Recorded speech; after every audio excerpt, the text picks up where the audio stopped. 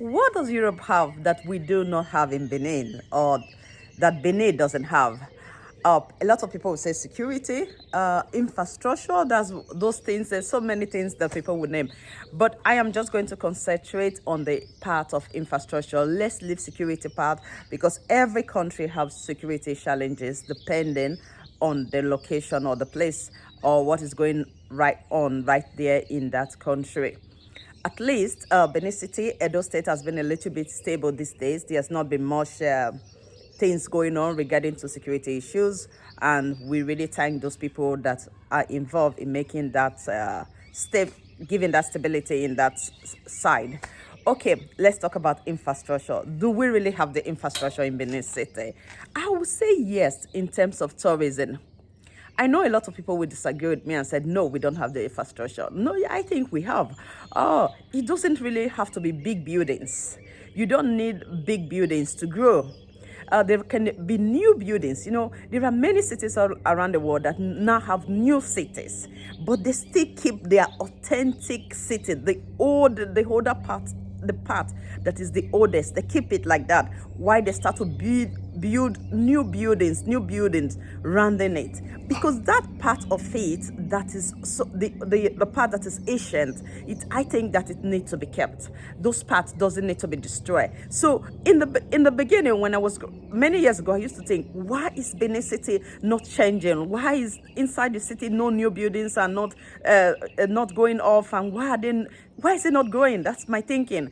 But now I come to realize, the more you grow older, you now realize that the beauty is not just the beauty you see on the outside. It's in the inside. That's where the beauty really lies. And I now know that the buildings, the city, the ancient city, there are many places, many things you see in that place that should be kept, that are not supposed to be touched, and they should be like that, because that is what makes every city great. So those parts that are old, those parts that we see as ancient, those ancient buildings should not be touched. The government should find ways how to patronize the owners, the families that have such property, so that we can keep those property, because they are ancient. They are our heritage, they are our riches, they are our glory, so that those things can be kept as long as it takes in the ancient city of Benin. So those are the things what I call infrastructure. There are lots of other things you might consider infrastructure, you might consider good, but those new buildings, all those new buildings, high buildings, all that can be built. But those old ones, those ancient parts, you can never get that back if it's destroyed. So that is why we should work hard to keep those ancient parts, because those ancient parts, they are our infrastructure. They are precious. They are gold.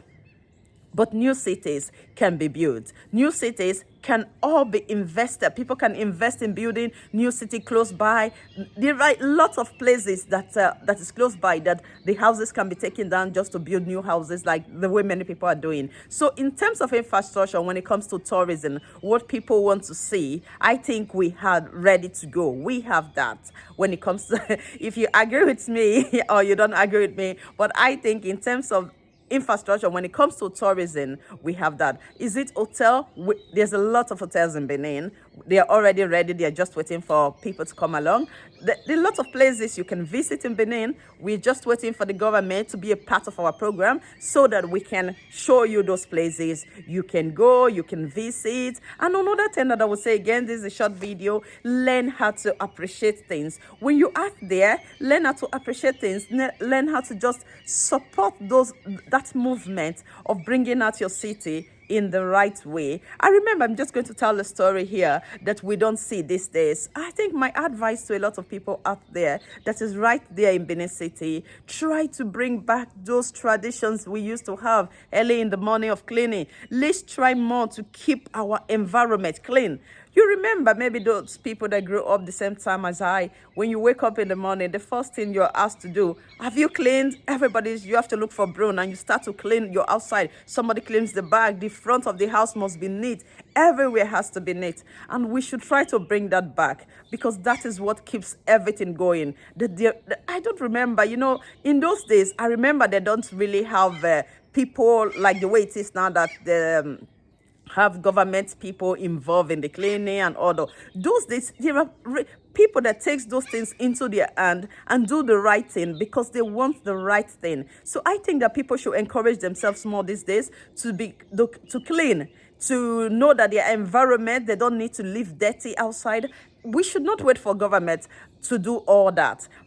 Many years ago, people they were not waiting for government. They were taking possessions of their outside and cleaning and maintaining and wanting something beautiful, and they did all that without the government or the system that was waiting for those things to take place. So I encourage that people should do more of that. If you go to our market squares, our marketplaces, they are so dirty that you don't even think that a market should be like that.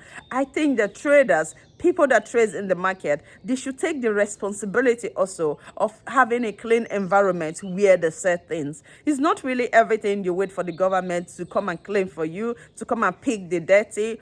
It's not everything. And even to our Edo citizen, we should also take responsibility of what we do. Because what we do, we impact the environment, we impact a lot of things in the state. So we should think. You see people maybe buying pure water in the middle of Ring Road or in the middle of the market. They just drink it.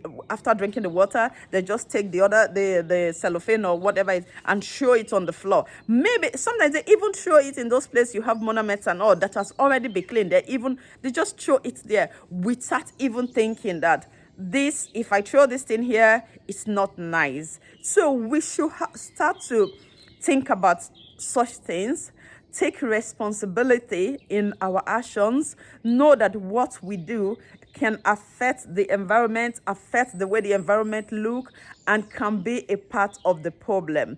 Because when we do the right thing, maybe each one of us, somebody else will see you and also do the right thing. And we can encourage each other to do the right thing too, because it's our state.